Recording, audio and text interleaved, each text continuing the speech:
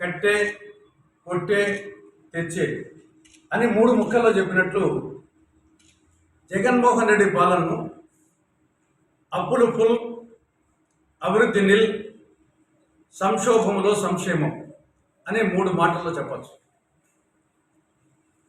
అప్పులకు సంబంధించి 1956 నుంచి 2014 వరకు 56 సంవత్సరాల్లో నీలం సంజీవరెడ్డి గారు మొదలుకొని కిరణ్ కుమార్ రెడ్డి గారి వరకు 16 మంది ముఖ్యమంత్రుల పాలనా కాలంలో ఆంధ్రప్రదేశ్ వాటాగా ప్రభుత్వం చేసిన అప్పు 1,00,000 కోట్ల రూపాయలు.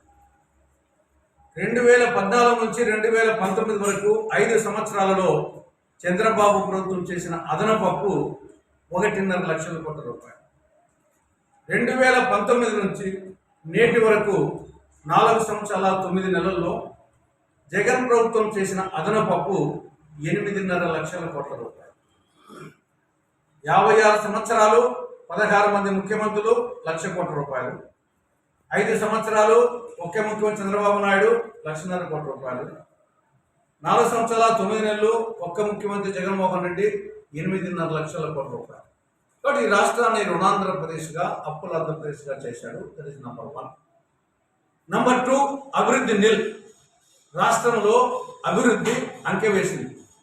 బహుశా అంకె అంటే తెలుసుకుంటారు రైతులు కాబట్టి, ఎందుకు కింద పడితే అది పడితే ఒకటినా కానీ ముళ్ళు పడితే కూర్చున్నా లేదన్నమాట. అభివృద్ధి అంకె వేసింది రాష్ట్రంలో. నిధులు లేని కారణంగా సాగునీటి ప్రాజెక్టుల నిర్మాణము, నిర్వహణ ముందుకు సాగడం లేదు.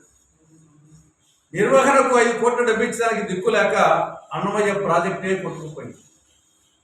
ఇంకా రాష్ట్రంలో రహదారులు మృత్యు కుహరాలయ్యాయి.